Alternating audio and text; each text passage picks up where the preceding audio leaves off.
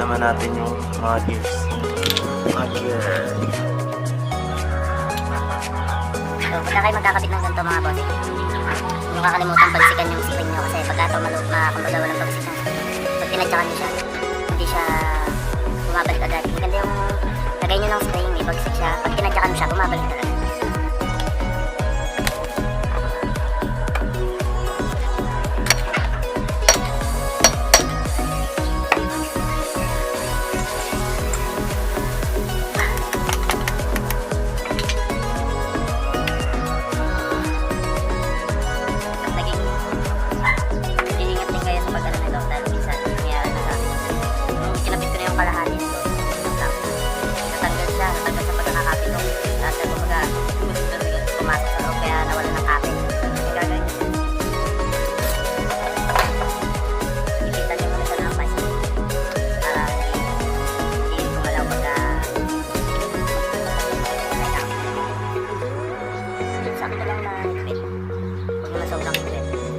Huwag lang din siya magumalaw. Pero syempre, testingin mo muna kung gumagana ba.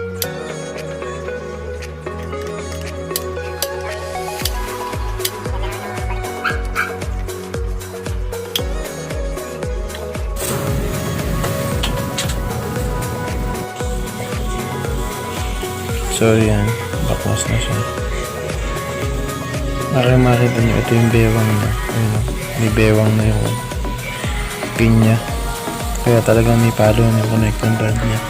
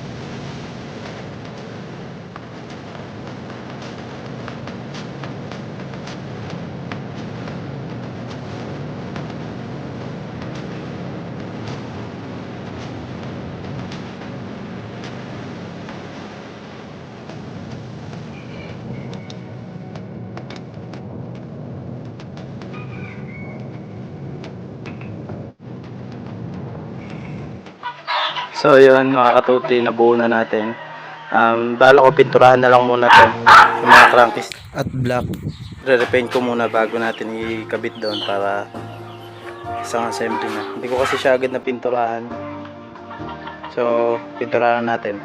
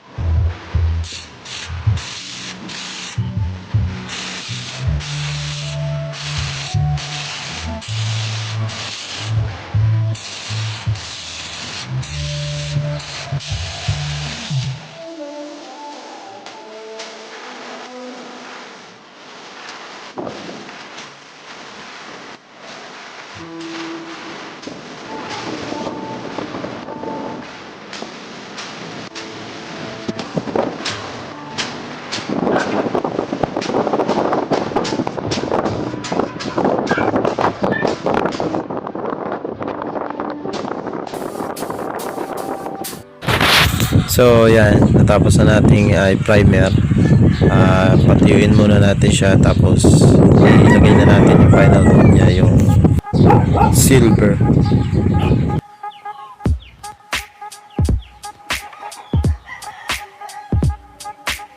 Day 2, day 3, day 4. So, tapos na nating i-primer. Pinturahan naman natin siya ng silver. Metallic silver. Lilihain lang natin siya ng konti para mas kumapit na yung pintura.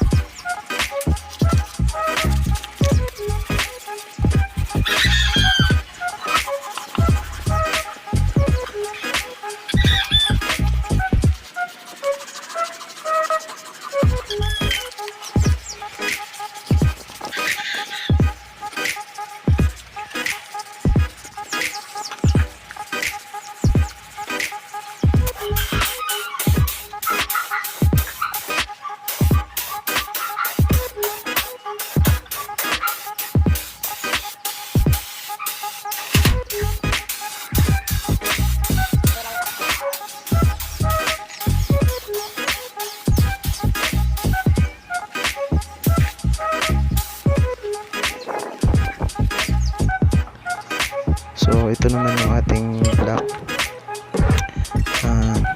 Ipa-final cleaning natin siya kasi nalinis ko naman na siya. Tapos may luma siyang gasket na yun. Luma siya, kailangan pa nating tanggalin kasi dikit siya.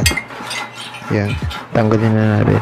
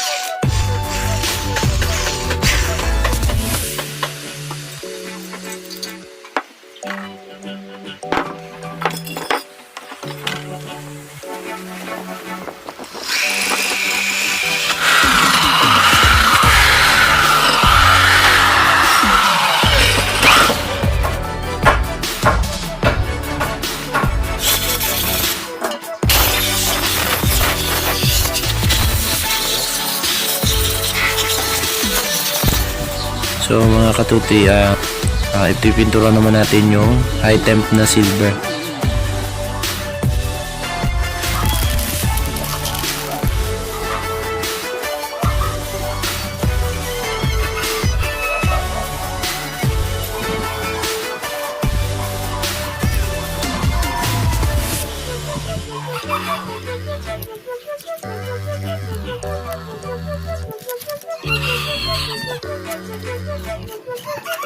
So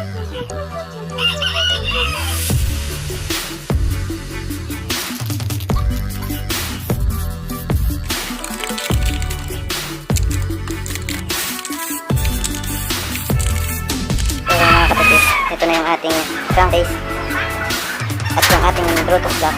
Nalapit na natin siya. Kakabit na natin siya dito sa ating engine. So, let's go. Kabit na natin.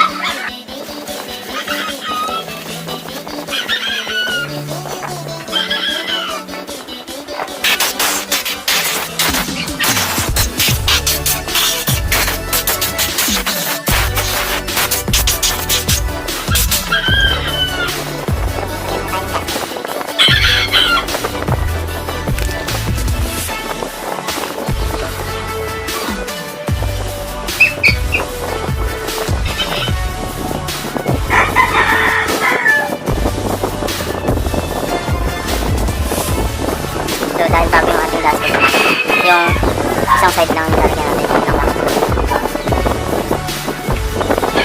Para hindi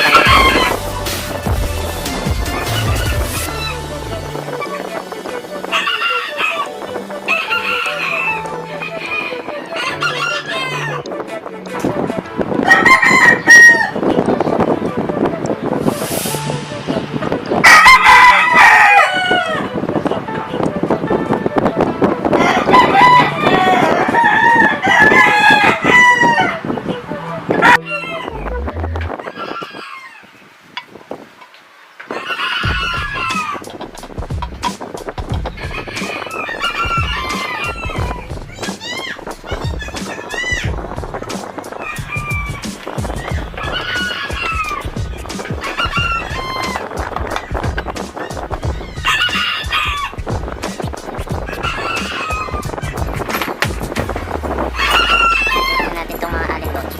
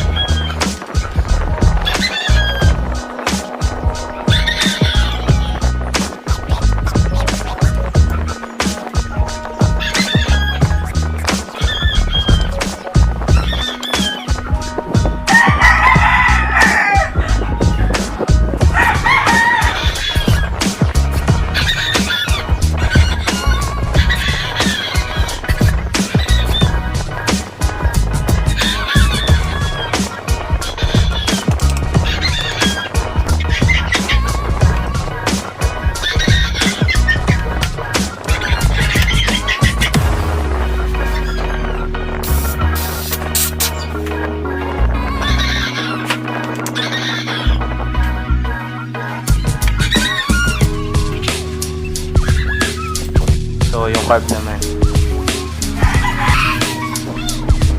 Bagong linis na din natin to. So ayan, kabit muna natin. Hindi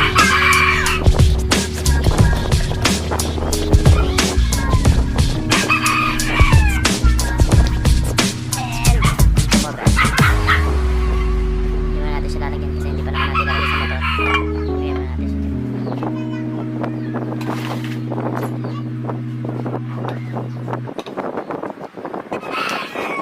What we do here is go back.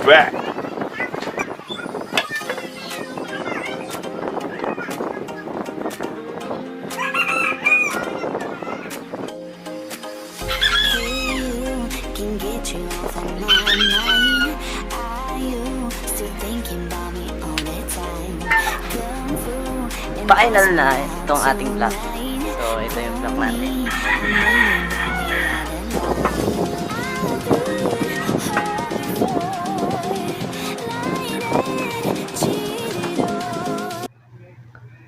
So ito yung gasket niya. Pang-Bluetooth din yung gasket na ilalagay natin. Pero sukat naman yung pang HD3. Kaya okay lang.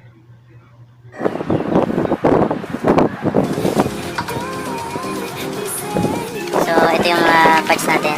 Bumili ko ng bagong piston ring. Pin. Saka yung ito, ito yung stock nito, yung standard na wala naman siyang sira pa, pwede pa, kaya hindi mo na bumili. So, ang pagkakabit nito, itong mas maliit o yung mas makitid, ayan.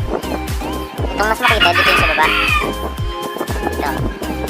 ito, tapos itong mas malapad, dito sa ibabaw. Ingat sa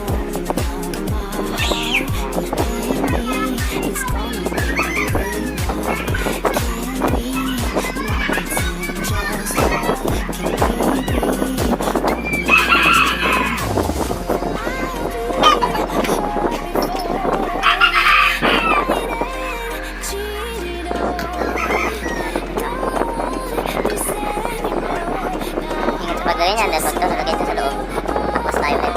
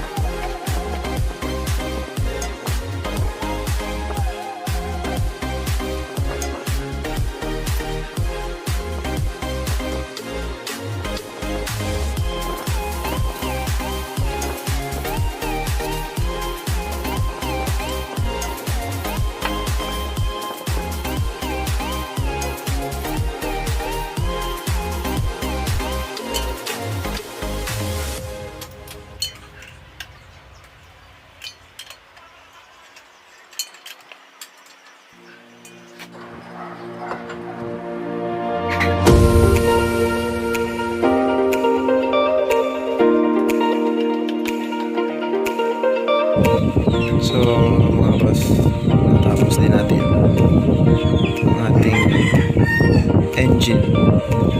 So hanggang dito na lang muna ang ating vlog.